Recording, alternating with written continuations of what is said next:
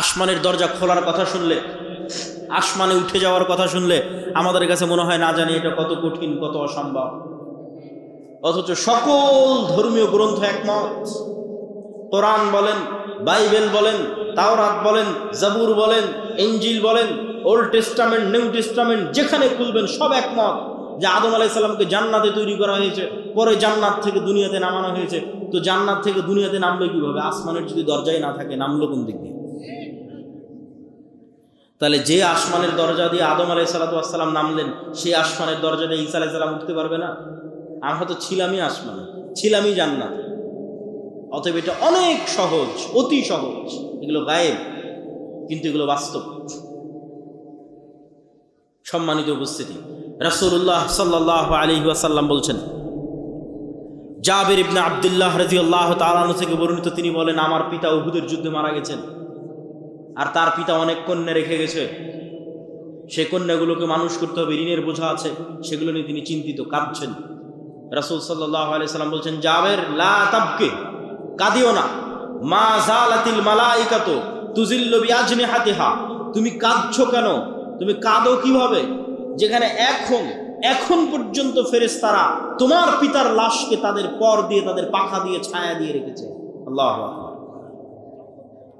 তাহলে এই কথোপকথনগুলো আল্লাহর নবীর সাথে সাহাবীদের হচ্ছে, যেগুলো ফেরেশতা রিলেটেড। আবু সাঈদ খুদরি রাদিয়াল্লাহু তাআলা আনহু থেকে বর্ণিত, তিনি বলেন, উসাইদ বিন হুযায়র রাদিয়াল্লাহু তাআলা আনহু একদিন তার ঘোড়া রাস্তা বলে কোরআন তেলাওয়াত করছেন। তো কোরআন তেলাওয়াত শুরু করতেই ঘোড়া লাফালাফি শুরু করে দিল। কোরআন তেলাওয়াত থামিয়ে দিলেন, ঘোড়াও থেমে গেল। তিনবার এরকম হওয়ার পর উনি স্থায়ীভাবে কোরআন তেলাওয়াত বন্ধ করে দিয়ে পরের দিন সকালে আল্লাহর নবীর কাছে ঘটনা খুলে বললেন। আল্লাহর নবী বললেন, তিলকাল মালাইকা দানাত বিসাউতিক, এরা ছিল আল্লাহর ফেরেশতা, যারা তোমার কোরআনের আওয়াজে সেখানে একত্রিত হচ্ছিল। আল্লাহু আকবার। যদি তুমি সকাল পর্যন্ত কোরআন পড়তে থাকতে, মানুষ ফেরেশতা দেখেনি। আপনি বলছেন মানুষ ফেরেশতা দেখতে পারবে না? দেখতে পারে। সাদ বিন মুআজ রাদিয়াল্লাহু তাআলা আনহু, তিনি যখন মারা গেলেন, তখন রাসূলুল্লাহ সাল্লাল্লাহু আলাইহি ওয়াসাল্লাম বলছেন, ইহতাজ্জালাহু আরশুর রহমান, রহমানের আরশ সাদ বিন মুআজের মৃত্যুতে কেঁপে উঠেছে। ওয়া ফুতিহাত লাহু আবওয়াবুস সামা, আসমানের দরজাগুলো সাদ বিন মুআজের জন্য খুলে দেওয়া হয়েছে। ওয়া শাহিদাহু ৭০ আলফাম মিনাল মালাইকা, আর সাদ বিন মুআজের জানাজায় ৭০,০০০-এর বেশি ফেরেশতা তোমাদের সাথে সাদ বিন মুআজের জানাজায় অংশগ্রহণ করেছে। আল্লাহু আকবার। একজন দুইজন ফেরেশতা নয়, ১০০-২০০ নয়, ১০০০-২০০০ নয়, ৭০,০০০ ফেরেশতা সাহাবীদের সাথে সাদ বিন মুআজের জানাজায় অংশগ্রহণ করেছে। রাসূলুল্লাহ সাল্লাল্লাহু আলাইহি ওয়াসাল্লাম বলছেন, এই জন্য গায়েব সম্পর্কে জ্ঞান অর্জন করতে হবে। গায়েবের জ্ঞান ওহীর মাধ্যমে সম্ভব। সম্মানিত উপস্থিতি, আমাদের আলোচ্য বিষয় ঈমান বিল মালাইকা, ফেরেশতা। ফেরেশতারা নূরের তৈরি। নূর অন কাইন্ড অফ লাইট, এক প্রকারের আলো যা পৃথিবীতে বিরাজমান, অস্তিত্বশীল। ঠিক এই আলো যেমন পৃথিবীতে বিরাজমান, অস্তিত্বশীল, সূর্যের আলো যেমন বিরাজমান, অস্তিত্বশীল, নূরের আলো পৃথিবীতে বিরাজমান, অস্তিত্বশীল। তবে নূরের আলো সূর্যের আলো নয়। নূরের আলো এই লাইট, বৈদ্যুতিক লাইটের আলো নয়। এটা এক প্রকারের আলো যা পৃথিবীতে অস্তিত্বশীল, যেমন সূর্যের আলো অস্তিত্বশীল, যেমন এই লাইটের আলো অস্তিত্বশীল। এবং এই নূর মানুষের কলবে তৈরি হয়, কানে তৈরি হয়, চোখে তৈরি হয়। মানুষের ডানে বামে, সামনে নিচে উপরে সর্বত্র নূর তৈরি হয়। মানুষের আমল নূর তৈরি করে। কোরআন নূর, দ্বীন ইসলাম নূর। এই নূর সম্পর্কে রাসূলুল্লাহ সাল্লাল্লাহু আলাইহি ওয়াসাল্লাম বলছেন, আল্লাহুম্মা আউযু বিনূরি ওয়াজহিকাল্লাযী আশরাকাত লাহুদ দুলুমাত ওয়া সালাহা আলাইহি আমরুদ দুনিয়া ওয়াল আখিরাহ। হে আল্লাহ, আপনার চেহারা যে নূর দিয়ে ঢাকা আছে, সেই নূরের দোহাই দিয়ে আপনার কাছে পরিত্রাণ চাচ্ছি, যেই নূরের উপর আসমান এবং জমিনের সকল কাজ একটা আর একটার সাথে কানেক্টেড, যেই নূরের মাধ্যমে। হিজাবুহু নূর লাউ কাশাফাহু লাহরাকাত সুবহাত ওয়াজহি, আল্লাহর চেহারার পর্দা হচ্ছে নূর।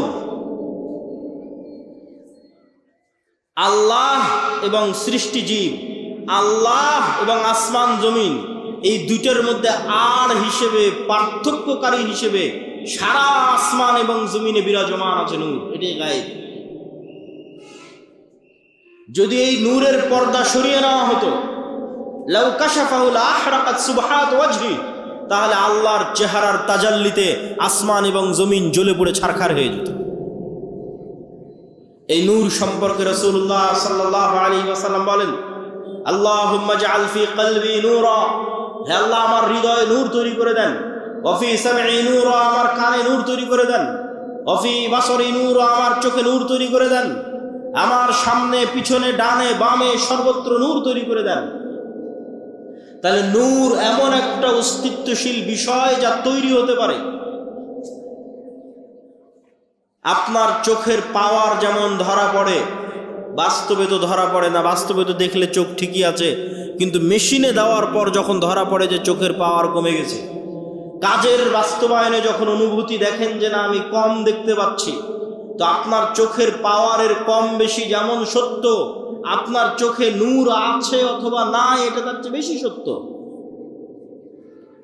আপনার হার্টবিট যেমন কাঁপতেছে, রক্ত যেমন প্রবাহিত হচ্ছে, এই রক্তের প্রেসার চোখে দেখা যায় না, কিন্তু যখন ঠিকই যন্ত্র ধরা হচ্ছে তখন রক্তের প্রেসার উঠে আসতেছে। শরীরের তাপমাত্রা চোখে দেখা যায় না, কিন্তু যখন ঠিকই থার্মোমিটার ধরা হচ্ছে তখন উঠে আসতেছে। এই থার্মোমিটারে শরীরের তাপমাত্রা যত সত্য, এই রক্তের প্রেসার যত সত্য, এই হার্টবিট যত সত্য, এই হার্টের মধ্যে নূর তৈরি হয় তার চেয়ে বেশি সত্য। সম্মানিত উপস্থিতি, আমি বলিনি, রাসূলুল্লাহ সাল্লাল্লাহু আলাইহি ওয়াসাল্লামের হাদিসের অনুবাদ করছি। এটাই গায়েব। এই গায়েব সম্পর্কে যত জ্ঞান অর্জন করবেন তত আপনার জন্য পৃথিবীতে চলা সহজ হয়ে যাবে। আজকে এখানে আব্দুর রাজ্জাক বিন ইউসুফ, আব্দুল্লাহ বিন আব্দুর রাজ্জাক আসবে, এটা শোনার পর যারা এখানে উপস্থিত হয়েছেন তাদের অন্তরে বিন্দু মাত্র হলেও নূর আছে, এই জন্য এখানে উপস্থিত হতে পেরেছে। আর যারা শোনার পরও, কোনো কাজ না থাকার পরও, জরুরি প্রয়োজন না থাকার পরও আসেননি, খোঁজ নিয়ে দেখেন, বিশেষ করে যদি 3 জুমা পরস্পর মিস দিয়ে থাকে, তাহলে খাতামাল্লাহু আলা কুলুবিহিম, ওর অন্তরে চুল পরিমাণও নূর নয়, ওটা একটা মৃত হৃদয়। এইভাবে আমাদের হৃদয়ে, আমাদের চোখে, আমাদের কানে, ডানে বামে নূর আছে, নূর তৈরি হয়। আল্লাহ সুবহানাহু ওয়া তাআলা কোরআনকে নূর বলছেন। মা কুনতা তাদরি মাল কিতাব ওয়ালাকিন মা কুনতা তাদরি মাল কিতাব ওয়ালাল ঈমান ওয়ালাকিন জাআলনাহু নূরান নাহদি বিহি মান নাশা। হে আল্লাহর নবী, আপনি জানতেন না কিতাব কাকে বলে, আপনি জানতেন না ঈমান কাকে বলে। আমি আল্লাহ এই কোরআনকে নূর বানিয়ে দিয়েছি, যেই নূরের আলোয় আলোকিত হয়ে মানুষ রাস্তা খুঁজে পাবে। যত কোরআন পড়বেন তত নূর তৈরি হবে। দিন নূর। আল্লাহ সুবহানাহু ওয়া তাআলা বলছেন, ইউরিদুনা লিইউতফিউ নূরাল্লাহ ওয়াল্লাহু মুতিম্মু নূরিহি। কাফের এবং মুশরিকেরা চায় আল্লাহর নূরকে ফু দিয়ে নিভিয়ে দিতে, আর আল্লাহ আল্লাহর নূরকে সারা পৃথিবীতে বিজয়ী করবেন, প্রতিষ্ঠিত করবেন।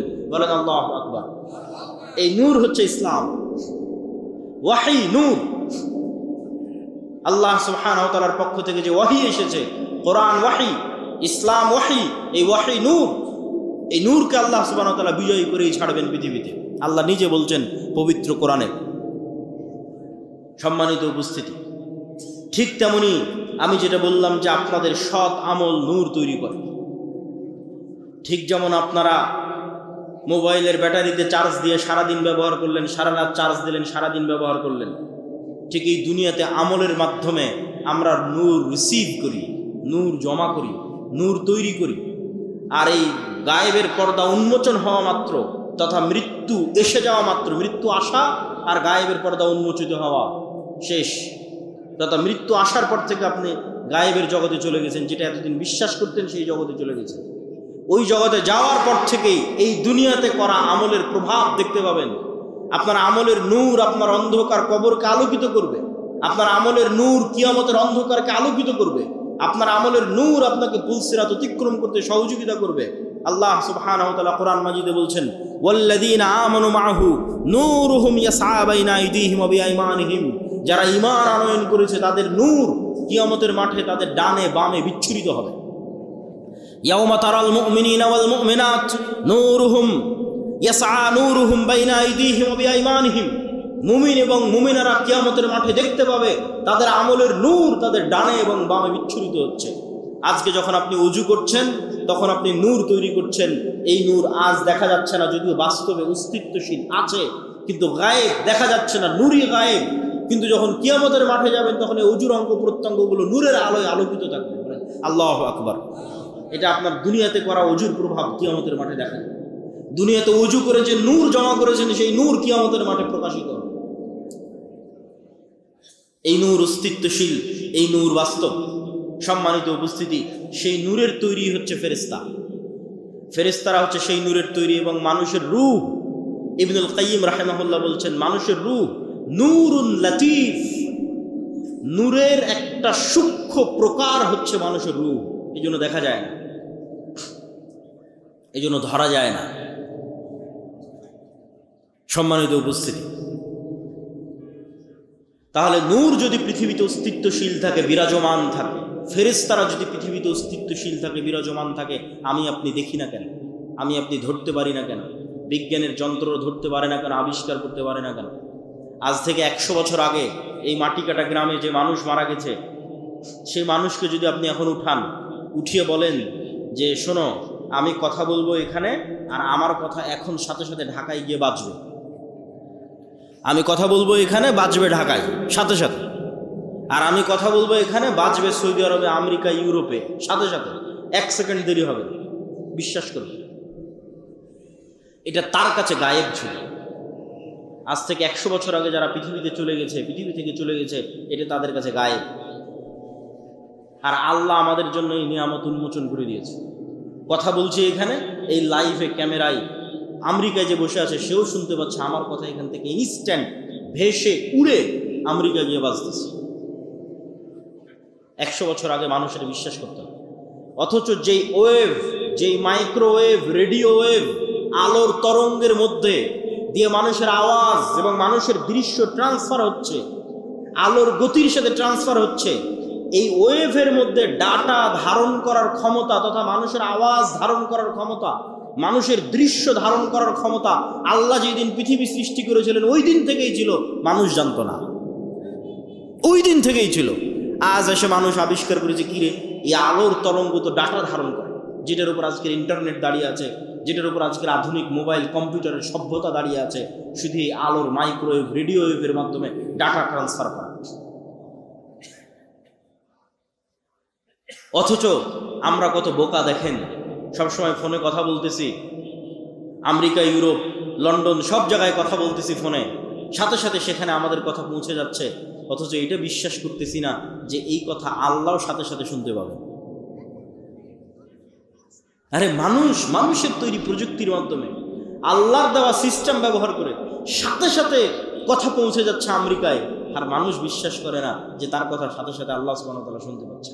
যদিও আল্লাহ এই সিস্টেমের মুখাপেক্ষী নন, আল্লাহ সুবহানাহু ওয়া তাআলা এগুলো থেকে পবিত্র এবং আরো ঊর্ধ্বে। কিন্তু মানুষ যদি এত দূর পারে তাহলে আল্লাহ কত দূর পারতে পারে? মানুষ যদি এত দূর পারে তাহলে আল্লাহ সুবহানাহু ওয়া তাআলা কত দূর পারতে পারে? মানুষ যদি এত দূর পারে। এটা দিয়ে কি বলছিলাম যে এটাই 100 বছর আগে গায়েব ছিল। তাহলে আপনি দেখতে পান না, আপনি বুঝতে পান না, তার মানে পৃথিবীতে না, এটা মিথ্যা কথা।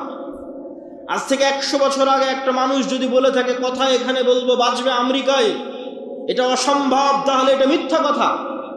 কেন? তার জ্ঞানের স্বল্পতার কারণে সে জানতো না, জ্ঞানের স্বল্পতার কারণে সে বুঝতো না। তাহলে যা জানেন না, যা বুঝেন না, যা দেখেন না, তা বাস্তবে না, এটা মিথ্যা। এবং বর্তমান পৃথিবীতে এমনও উদাহরণ দেওয়া সম্ভব যেই উদাহরণগুলো আপনাকে বুঝতে সহযোগিতা করবে যে না, পৃথিবীতে এখনো এমন কিছু আছে যা মানুষ জানতে পারে না, মানুষের বিজ্ঞানও জানতে পারে না। যেমন কুকুরের ঘ্রাণ শক্তি মানুষের চাইতে 10,000 গুণ বেশি। এখানে যে মাইকগুলো আছে, আমি কোনো সেন্ট এই মাইক থেকে পাচ্ছি না, কোনো সেন্ট নাই। এই প্লাস্টিকের এই যে বোতল, এটার থেকেও কোনো সেন্ট পাচ্ছি না। তা আমি যদি বলি যে এই মাইকের কোনো গন্ধ নাই, এটা মিথ্যা কথা। আমি যদি বলি এই পানির কোনো গন্ধ নাই, এটা মিথ্যা কথা। অত সূক্ষ্ম লেভেলের গন্ধ নেওয়ার ক্ষমতা আমার নাই। এই মাইকটাই আপনি একটা কুকুরের নাকের সামনে রাখেন, দিয়ে রাজশাহীর সাহেব বাজারে ফেলে আসেন, এখানকার মাটি কাটার কুকুর ওই রাজশাহীর সাহেব বাজারে এই মাইক খুঁজে বের করে নিয়ে আসবে। শুধু কি তাই, একটা ক্যান্সার সেলের পর্যন্ত গন্ধ, ক্যান্সারের কোষের পর্যন্ত গন্ধ কুকুর ধারণ করতে পারে। করোনা ভাইরাসের মতো সূক্ষ্ম জিনিসের গন্ধ কুকুর ধারণ করতে পারে। 1 গুণ 2 গুণ বলা নাই তো, মানুষের চেয়ে 10,000 গুণ বেশি বলা আছে, যে 10,000 গুণ বেশি সক্ষম। মানুষ এখনো এই লেভেলের কোনো যন্ত্র আবিষ্কার করতে পারেনি, এই জন্য মানুষ কুকুরকেই কাজে লাগায়। তাহলে পৃথিবীতে এমনও গন্ধ বিরাজমান, যেই গন্ধ মানুষ নিতে পারে না, যেই গন্ধ মানুষের তৈরি যন্ত্র নিতে পারে না, কিন্তু আল্লাহর সৃষ্টিজীব নিতে পারে, এমন গন্ধ পৃথিবীতে বিরাজমান। ঠিক এমন আওয়াজ পৃথিবীতে বিরাজমান।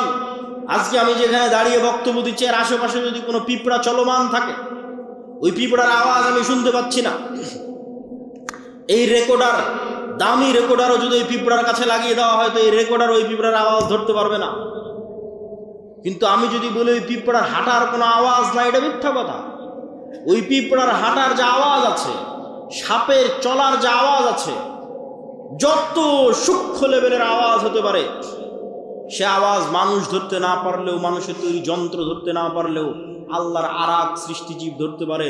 যেমন বিজ্ঞানীরা হাতির কথা বলেছে যে তার শ্রবণ শক্তি সবচেয়ে সূক্ষ্ম। তাহলে কবরের আযাব হচ্ছে, আপনি শুনতে পান না তার মানে হচ্ছে না? কি বলেন, আপনি শুনতে পাচ্ছেন না এই জন্য কবরের আযাব হচ্ছে না? এটাই গায়েব। তাহলে আমরা কি বলছি? আমরা বলছি পৃথিবীতে এমনও গন্ধ আছে যা মানুষ পায় না, মানুষের তৈরি যন্ত্র পায় না। এমনও আওয়াজ আছে যা মানুষ পায় না, মানুষের তৈরি যন্ত্র পায় না। এবার আসেন, এমনও আলো আছে যেটা আমরা প্রমাণ করতে চাচ্ছি। এমনও আলো আছে যা মানুষ দেখে না, মানুষের তৈরি যন্ত্র দেখে না, কিন্তু আল্লাহর সৃষ্টিজীব দেখে।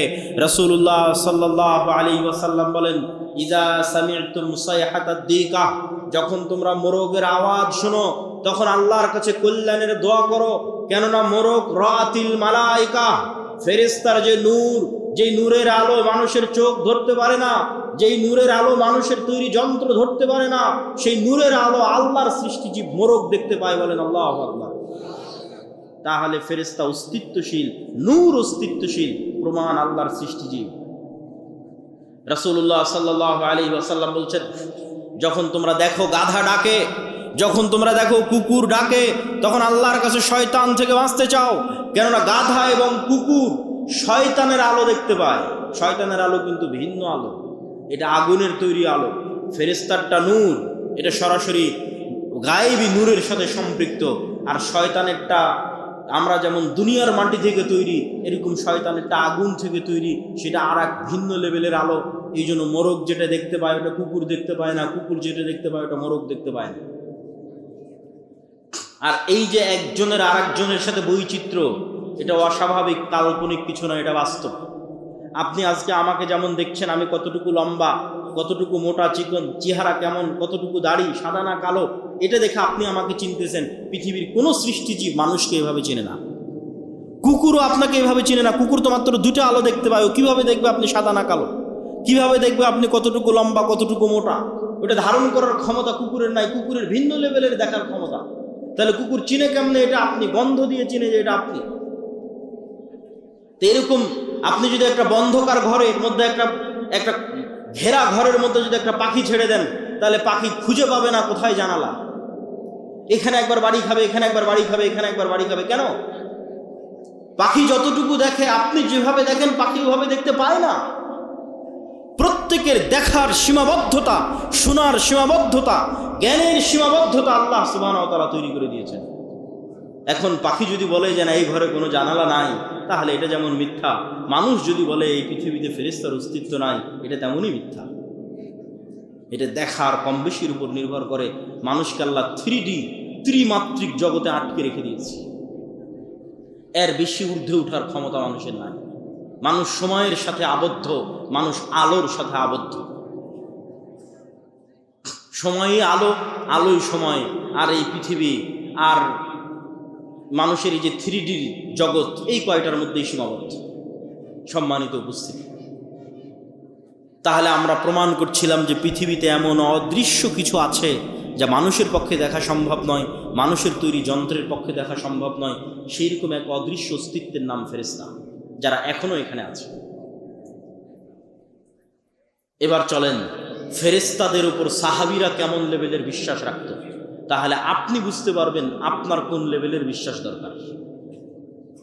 ফেরেশতাদের সাথে সাহাবীদের বিশ্বাস সম্পর্কে দ্রুত কয়েকটা হাদিস বলে আমার বক্তব্যের শেষের দিকে চলে যাওয়ার চেষ্টা করব। সম্মানিত উপস্থিতি,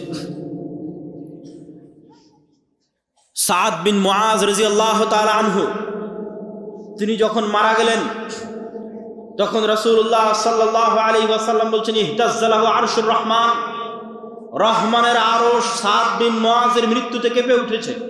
ওয়াফুতিহাত লাহু আবওয়াবুস সামা, আসমানের দরজাগুলো সাদ বিন মুআজের জন্য খুলে দেওয়া হয়েছে।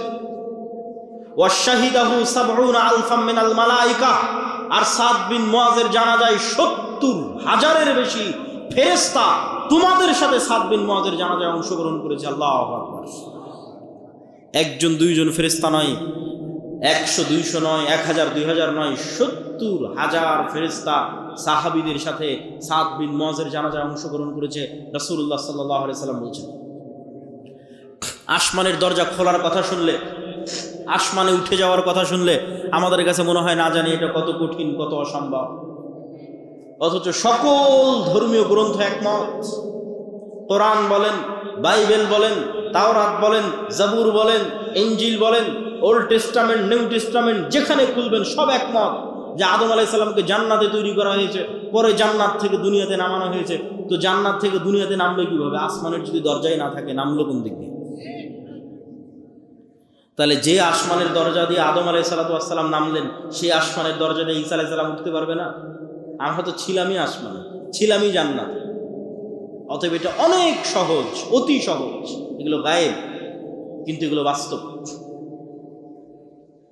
সম্মানিত উপস্থিতি, রাসূলুল্লাহ সাল্লাল্লাহু আলাইহি ওয়াসাল্লাম বলছেন, জাবির ইবনে আব্দুল্লাহ রাদিয়াল্লাহু তাআলা আনহু থেকে বর্ণিত, তিনি বলেন, আমার পিতা উহুদের যুদ্ধে মারা গেছেন, আর তার পিতা অনেক কন্যা রেখে গেছে।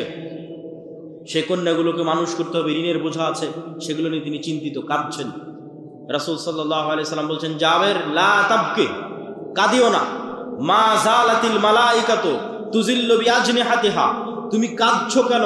তুমি কাঁদো কিভাবে যেখানে এখন পর্যন্ত ফেরেশতারা তোমার পিতার লাশকে তাদের পর দিয়ে, তাদের পাখা দিয়ে, ছায়া দিয়ে রেখেছে। আল্লাহু আকবার। তাহলে এই কথোপকথনগুলো আল্লাহর নবীর সাথে সাহাবীদের হচ্ছে, যেগুলো ফেরেশতা রিলেটেড। আবু সাঈদ খুদরি রাদিয়াল্লাহু তাআলা আনহু থেকে বর্ণিত, তিনি বলেন, উসাইদ বিন হুযায়র রাদিয়াল্লাহু তাআলা আনহু একদিন তার ঘোড়া রাস্তা বলে কোরআন তেলাওয়াত করছেন। তো কোরআন তেলাওয়াত শুরু করতেই ঘোড়া লাফালাফি শুরু করে দিল।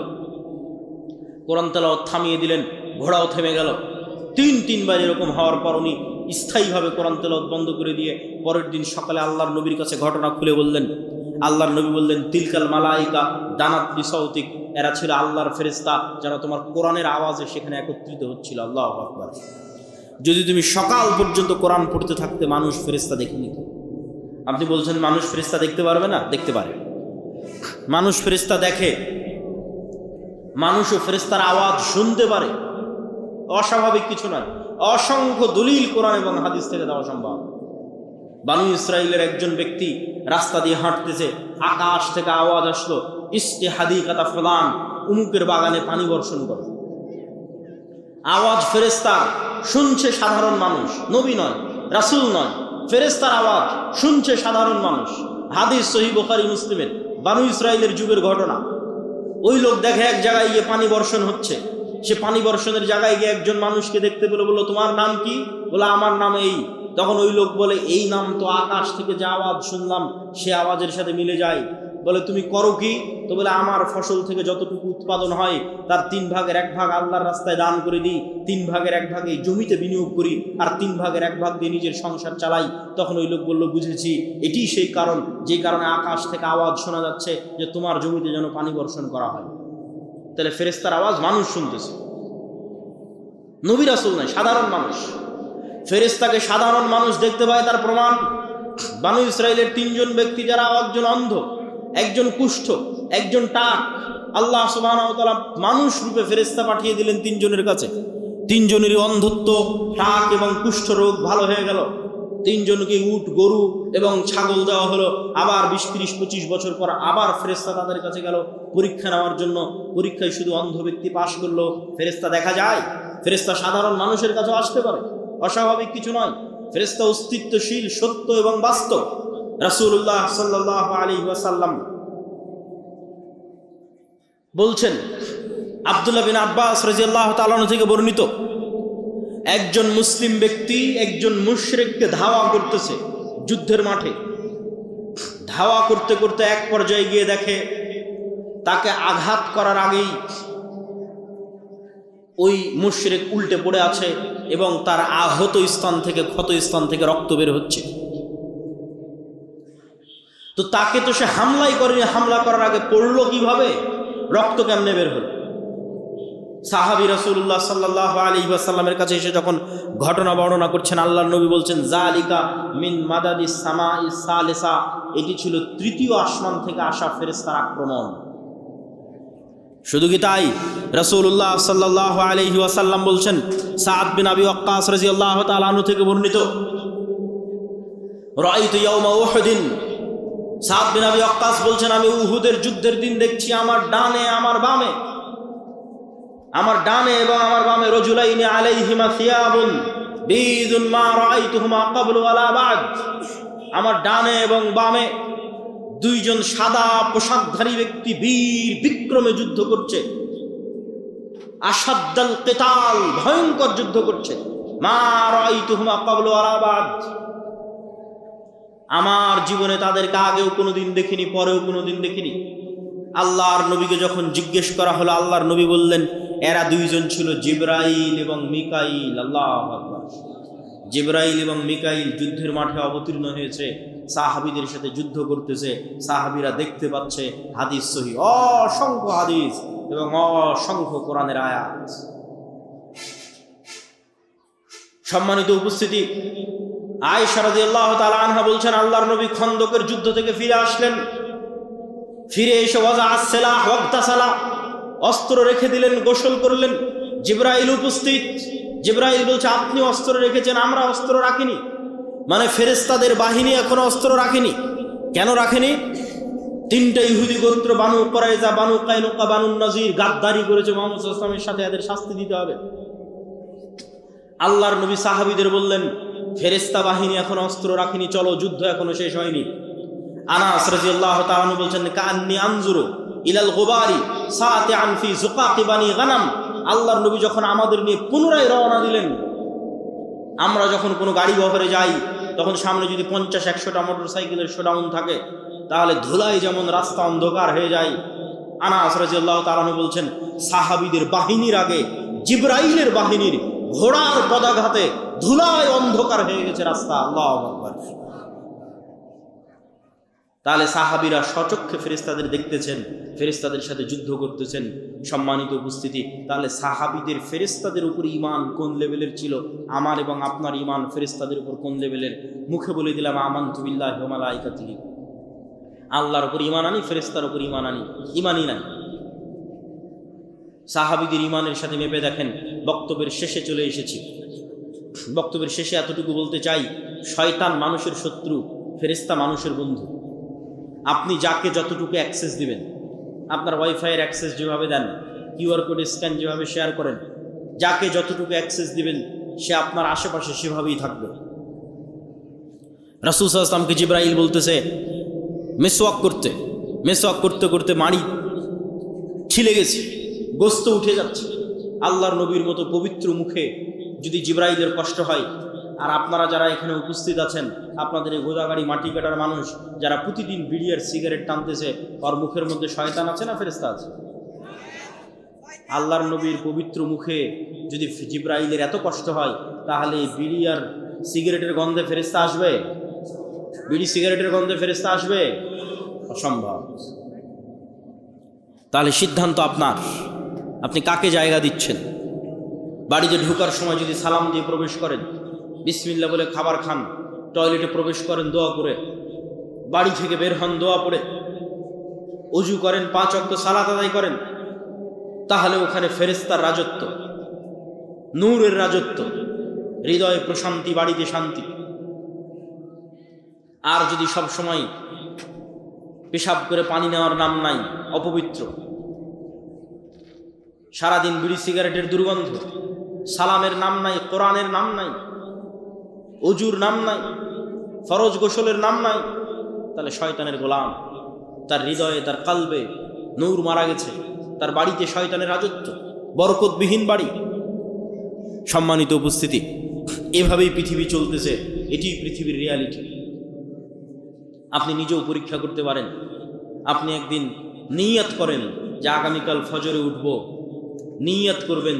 যেভাবে বিমান থাকলে, ঢাকার বিমান থাকলে নিয়ত করেন, এসএসসি এইচএসসি পরীক্ষা থাকলে নিয়ত করেন, ওই লেভেলের নিয়ত করেন।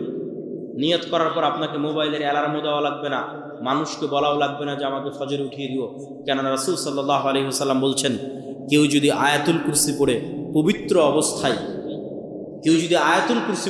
পবিত্র অবস্থায় ঘুমানোর সুন্নাত অনুযায়ী ঘুমায়, তাহলে ফজর পর্যন্ত আল্লাহর পক্ষ থেকে একজন ফেরেশতা তার মাথার কাছে দায়িত্ব পালন করে। আল্লাহ,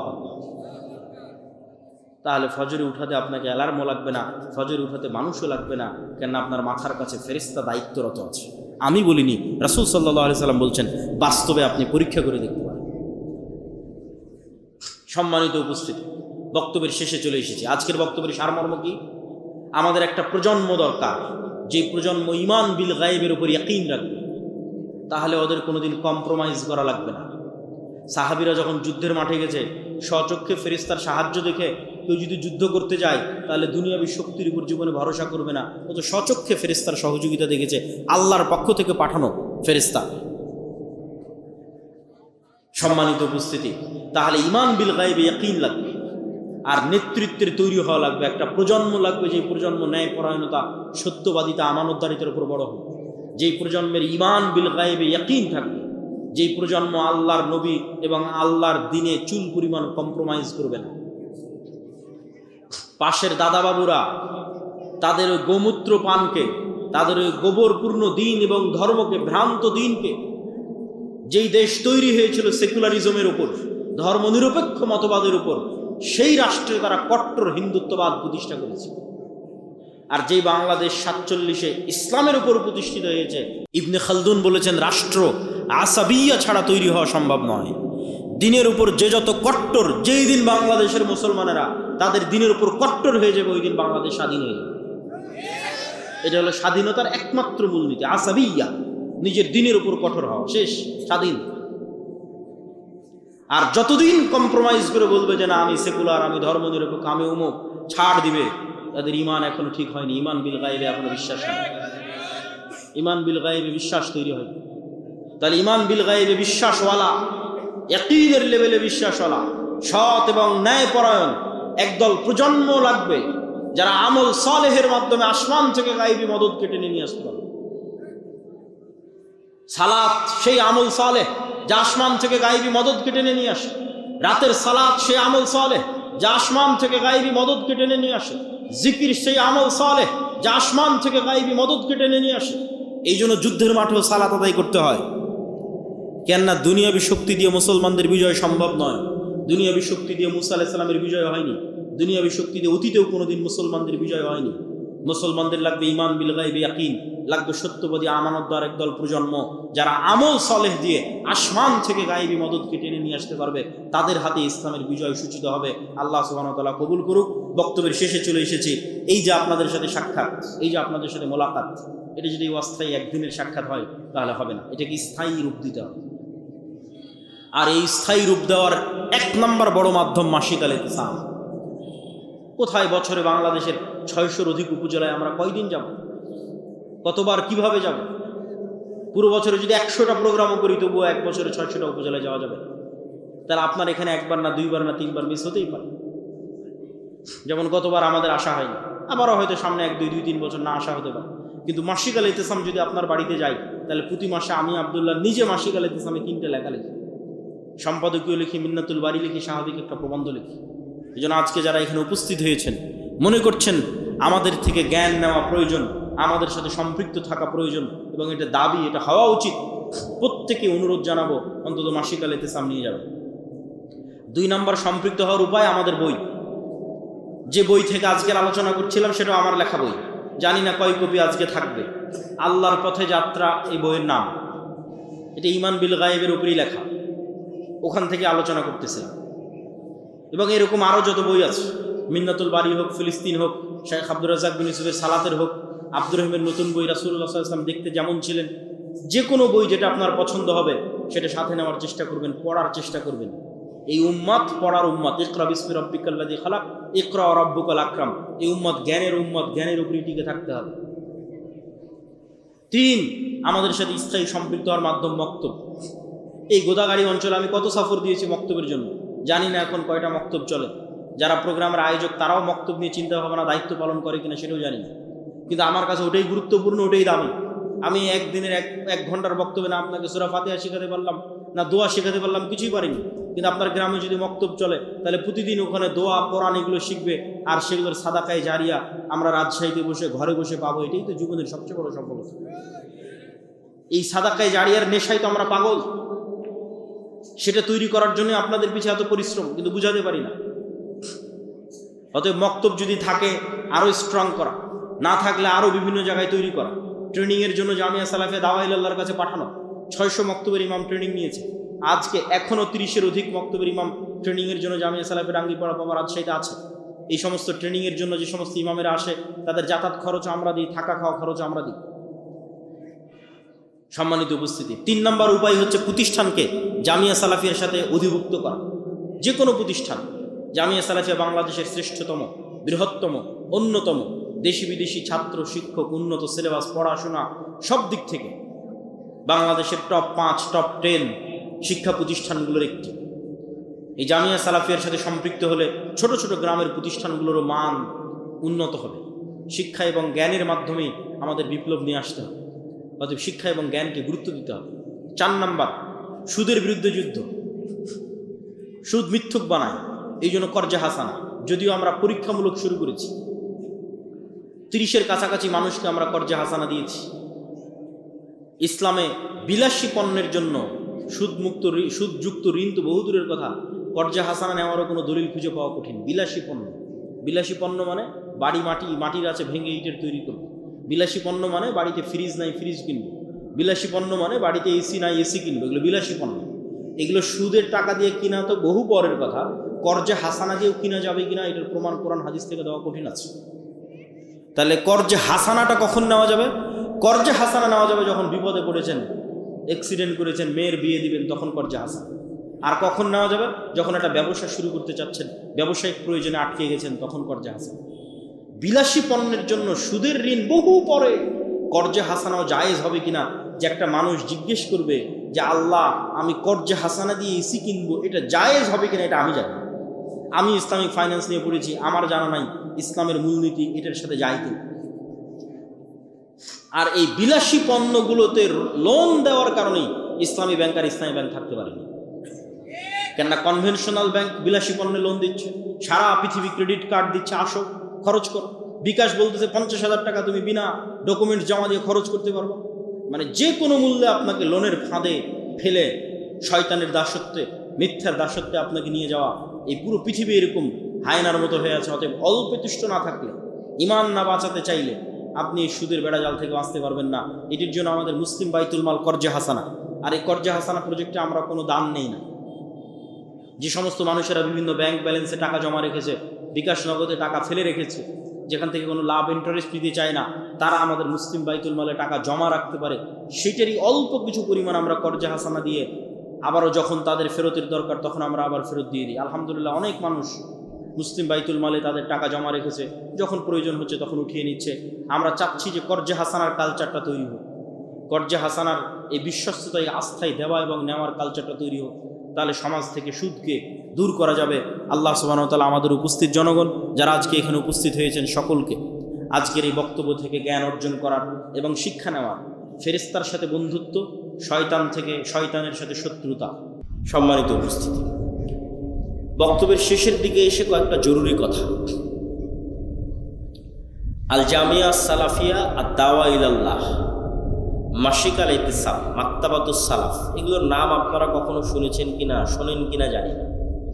হয়তো এমনি দাওয়াত দেন, বক্তব্য দিতে আসি, চলে যায়। এই যে আজকে এসেছি, আবার কবে আসবো কোনো গ্যারেন্টি আছে? বলেন আছে?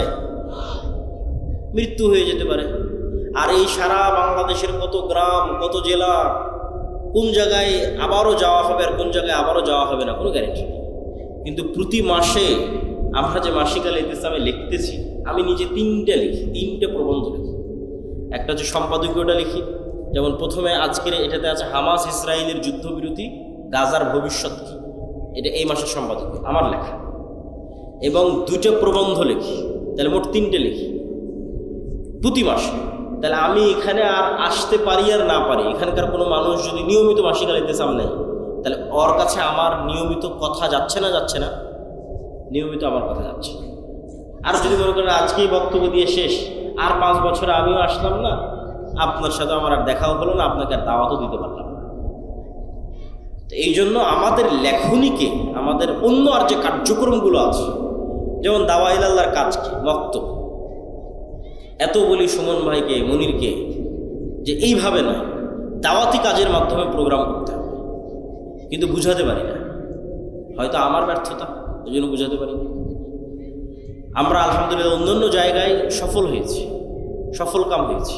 আমাদের গাইবান্ধা জেলায় মক্তব চলতেছে, আরও বহু জেলায়, সারা বাংলাদেশে 600 মক্তব ট্রেনিং প্রাপ্ত।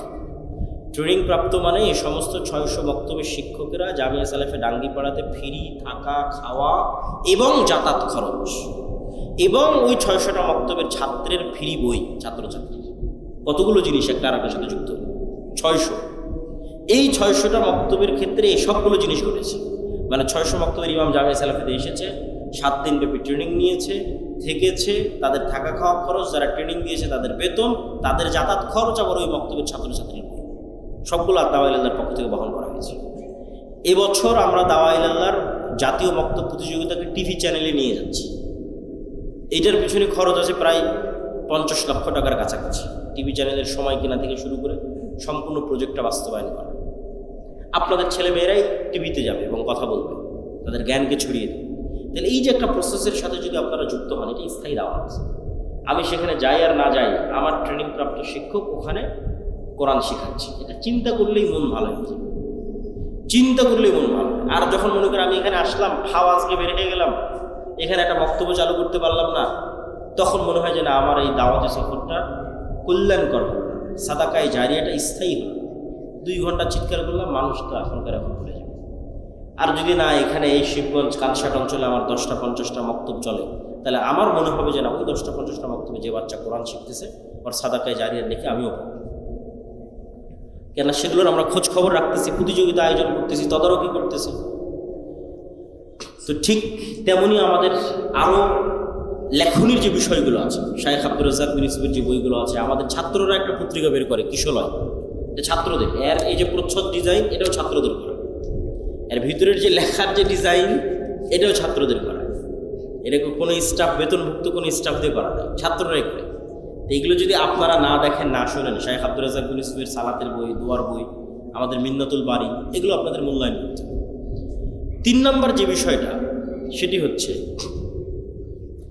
সমাজ থেকে অন্যায়কে উৎখাত করার আরেকটা বড় অন্যায় হচ্ছে সুদ। সমাজ থেকে যে সমস্ত অন্যায়কে উৎখাত করা উচিত বলে মনে হয়, তার মধ্যে আরেকটা বড় অন্যায় কি বলেন তো? সুদ। কেন সুদ বড় অন্যায়? সুদ মানুষকে গোলাম বানায়। ফেরাউন বানু ইসরায়েলদেরকে যে গোলাম বানাতো না, আপনি ইতিহাস পড়ে দেখেন, ওর গোলাম বানানোর আরেকটা মূলনীতি ছিল সুদ। ওদের সুদি লেনদেনের মাধ্যমে ওদেরকে গোলাম বানিয়ে রাখত। আল্লাহ নবী যখন মদিনায় যায় তখন মদিনায় সুদি কারবারির সবচেয়ে বড় ব্যবসা ইহুদিদের। আল্লাহ নবী খুব ভালোভাবে জানে যে অর্থনীতি যদি কন্ট্রোল না করা যায় দেশ কন্ট্রোল করা সম্ভব না। তাহলে এদের সুদি অর্থনীতির যে বেড়াজাল আছে এটা ভেঙে চূর্ণ বিচূর্ণ করতে হবে, তাহলে আমি দেশ কন্ট্রোল করতে পারবো। তো আজকে পৃথিবী এমন একটা সিচুয়েশনে চলে গেছে, কোনো ক্যাশ টাকা নেই। ইংল্যান্ডে আমি 1 বছর থেকে দেখে এসেছি, আমেরিকার লোকজন যারা গেছে তাদের সাথে কথা হয়, ক্যাশ টাকা বলে পৃথিবী তার কিছু নেই। মানে প্রত্যেক ক্যাশ টাকার বিপরীতে লোন আছে। এখনো বাংলাদেশে ওই সিচুয়েশন তৈরি হয়নি, এখনো বাংলাদেশে ক্যাশ টাকা আছে। এখন এরকম সিচুয়েশন হয়নি যে আমার পকেটে 1000 টাকা আছে তাই 1000 টাকার বিপরীতে লোন আছে, এটা না, এখনো হয়নি, এখনো সুযোগ আছে। তো বাংলাদেশে কর্জে হাসানার মাধ্যমে সুদের বিরুদ্ধে লড়াই করা। এবং আরেকটা জিনিস মাথায় রাখতে হবে কর্জে হাসানা এবং সুদের ক্ষেত্রে, যেটা বলে আমার বক্তব্য শেষের দিকে চলে যাব, সেটা হচ্ছে যে ইসলামী ব্যাংকের মাধ্যমে সুদকে উৎখাত করা কেন সম্ভব হচ্ছে না? কেননা কেউ গোড়ায় হাত দেয়। গোড়া কি? গোড়ায় হাত দেওয়া আসলে কঠিন, এই জন্য কেউ হাত দিতেও চায় না। গোড়া কি? গোড়া হচ্ছে আধুনিক কনভেনশনাল যে ব্যাংকিং সিস্টেম আছে, তারা আপনাকে লোন নেওয়ার জন্য উৎসাহিত করতেছে। যেমন বিকাশের বিজ্ঞপ্তি চলতেছে যে কোনো প্রকার ডকুমেন্টস ছাড়াই শুধু বিকাশ অ্যাকাউন্টের বিপরীতে 50,000 টাকা লোন পাওয়া যাবে। তো ক্রেডিট কার্ড মানুষ ইউজ করুক এটার জন্য মানুষকে উৎসাহিত করা হচ্ছে, মানুষ লোন নিক এটার জন্য উৎসাহিত করা হচ্ছে। তাহলে যেখানে লোন নেওয়াকেই উৎসাহিত করা হবে সেখানে আপনি ওই প্রতিযোগিতার সাথে ইসলামী ব্যাংক প্রতিষ্ঠা করতে পারবেন না। কেননা ইসলামী অর্থনীতির মূল ভিত্তি হচ্ছে লোন বিমুখতা। কেমন লোন বিমুখতা? সুদি লোন নয়, কর্জে হাসানাই নিব। বুঝেন না? বুঝাতে পারলে আমার ব্যর্থতা। সুদি লোন নয়, কর্জে হাসানাই নিব। তো কর্জে হাসানাই যদি আমি নেই, সেটা ফ্রিজ কেনার জন্য নিব, এসি কেনার জন্য নিব, মোটর সাইকেল কেনার জন্য নিব, মোবাইল কেনার জন্য নিব, গায়ের একটা ভালো জামা কেনার জন্য নিব, আজকে হোটেলে ভালো খাবো এটার জন্য নিব, বাড়িতে ছাদ দেবো এটার জন্য নিব, এর প্রমাণে দলিল দেওয়া কঠিন আছে। সুদি ঋণের কথা আমি বলি, কর্জে হাসানা নিব, কর্জে হাসানাই নিব, কিন্তু এসি, ফ্রিজ, মোটর সাইকেল, বাড়ির ছাদ, মানে এমন কাজ যা না করলে আমি মরে যাবো এরকম নয়। এইরকম কাজের জন্য কর্জে হাসানা নেওয়া যাবে, আর দলিল দেওয়া কঠিন আছে। বিলাসী পণ্য ক্রয়ের জন্য অথবা বিলাসিতার জন্য, মাটির বাড়ি আছে এটাকে ভেঙে পাকা বাড়ি বানাতে হবে, অন কাইন্ড অফ বিলাসিতা। বিলাসিতার জন্য সুদি লোন বহু পরে, কর্জে হাসানা নেওয়া যাবে কিনা এটা জায়েজ প্রমাণ করা কঠিন আছে। ইসলাম লোন বিমুখ দিন, সবসময় লোন থেকে বাঁচতে বলা হয়েছে। কখন লোন নিবা? যখন অ্যাক্সিডেন্ট করে অপারেশন করতে হবে, টাকা না তখন। কখন লোন নিবা? বেটির বিয়ে দিতে পারতেছি না, ছেলে মেয়েকে পড়াশোনা করাতে পারতেছি না, তখন কর্জে হাসানা জায়েজ আছে। তাহলে কর্জে হাসানা দিয়ে আপনি মোটর সাইকেল কিনবেন, এসি কিনবেন, ফ্রিজ কিনবেন, সেটাই প্রমাণ করা হবে। শুধু লোন দিয়ে তো বহু দূরের কথা। তাহলে মূল নীতিতেই ভুল। তাহলে কনভেনশনাল ব্যাংক আপনাকে বলছে আসো আমার কাছে লোন নিয়ে তুমি গাড়ি নাও, তাহলে ইসলামী ব্যাংক যদি বলে যে না আমিও ওই একই সার্ভিস দিব, পারবেন না। ওইটা তখন ইসলামী ব্যাংক হবে। ইসলামী ব্যাংক মানেই হচ্ছে না তুমি বিলাসী পণ্যে লোন নিতে পারবে না। ইসলামী অর্থনীতি মানেই তুমি বিলাসী পণ্যে লোন নিতে পারবে, কর্জে হাসানা নিতে পারবে। তুমি কর্জে হাসানা নিতে পারো বিপদে পড়ে, অথবা ব্যবসার জন্য, হয় ইনভেস্টমেন্ট আর না হয় বিপদে পড়ে কর্জে হাসানা। আর যে অবস্থায় আছো অল্পে তুষ্ট থাকো, ধৈর্য ধারণ করো। ব্যবসায় ইনভেস্ট করার জন্য কর্জে হাসানা নিতে পারো। এসি নিবে এই জন্য কর্জে হাসানা, অল্পে তুষ্ট থাকো। ফ্যান চলতে ফ্যান নাই, হাত পাখা দিয়ে বাতাস করে উপর তুষ্ট থাকো। নিজের ইনকাম দিয়ে, লোন ছাড়া নিজের ইনকাম দিয়ে যেদিন সামর্থ্য হবে তোমার এসি কেনার, সেদিন তোমার কেনার ফ্যান হবে, সেদিন এটা হলো ইসলামের মূল নীতি। তো যাক, আমাদের কর্জে হাসানা একটা কার্যক্রম আমরা শুরু করেছি।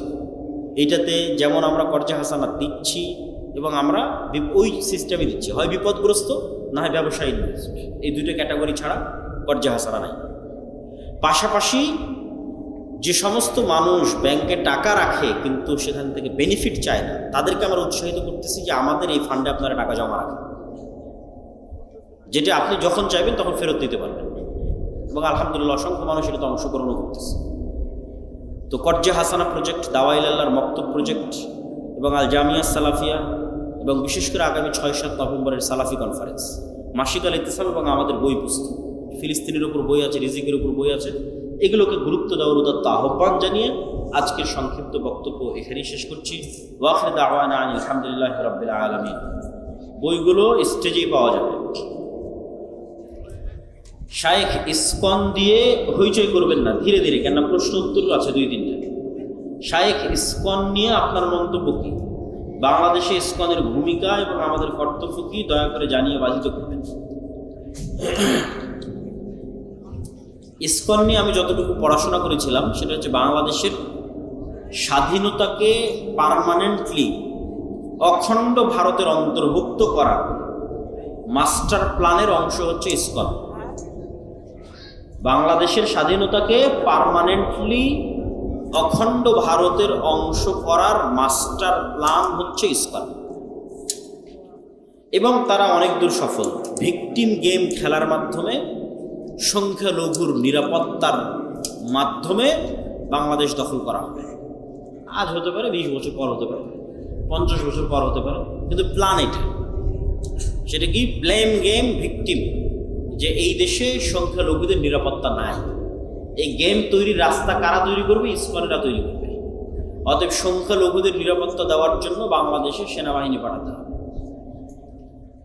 এটা হওয়ার পরিবেশ এখনো ঘটেনি, কিন্তু ওই মাস্টার প্ল্যান অনুযায়ী সেই দিকে আগানো হচ্ছে। আল্লাহ সুবহানাহু ওয়া তাআলা বাংলাদেশের স্বাধীনতা, সার্বভৌমত্বকে হেফাজত করুন এবং আমাদেরকে সঠিক সিদ্ধান্ত গ্রহণের তৌফিক দান করুন। একজন অসুস্থ মানুষ সিয়াম রাখতে পারেনি, পরে আর সুস্থ হওয়ার সম্ভাবনা নেই, সে ফিদিয়া দিয়ে দিবে। আব্দুল সামাদ নয়, আব্দুস সামাদ, আব্দুস সামাদ, সামাদ, আব্দুল নয়। একজন জিজ্ঞেস করেছে যে আব্দুল সামাদ নাম ঠিক আছে কিনা? আব্দুল নয়, আব্দুস সামাদ। রায়ান আহমেদ রাফিদ, রায়ান এভাবে না বলে রাইয়ান বলেন, রাইয়ান, এটা সুন্দর নাম। আহমেদ, এটাও সুন্দর নাম, নাম রাখা যাবে। আর কোনো প্রশ্ন ছিল? ঠিক আছে, আসসালাম। খুব সুন্দর পরামর্শ, আমাদেরও মাথায় আছে চিন্তা, ইনশাআল্লাহ আল্লাহ যদি তৌফিক দেয় ইনশাআল্লাহ। তো আমরা বৈঠক শেষে দোয়া পড়ি, সুবহানাকা আল্লাহুম্মা ওয়া বিহামদিকা আশহাদু আল্লা ইলাহা ইল্লা আনতা আস্তাগফিরুকা ওয়া আতুবু ইলাইক। আসসালামু আলাইকুম ওয়া রাহমাতুল্লাহি ওয়া বারাকাতুহু।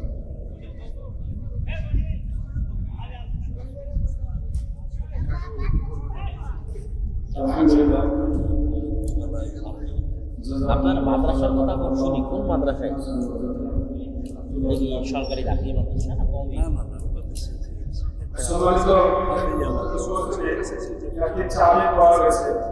আচ্ছা,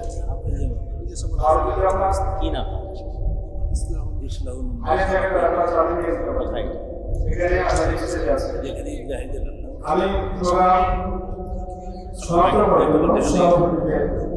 ভালো আছেন?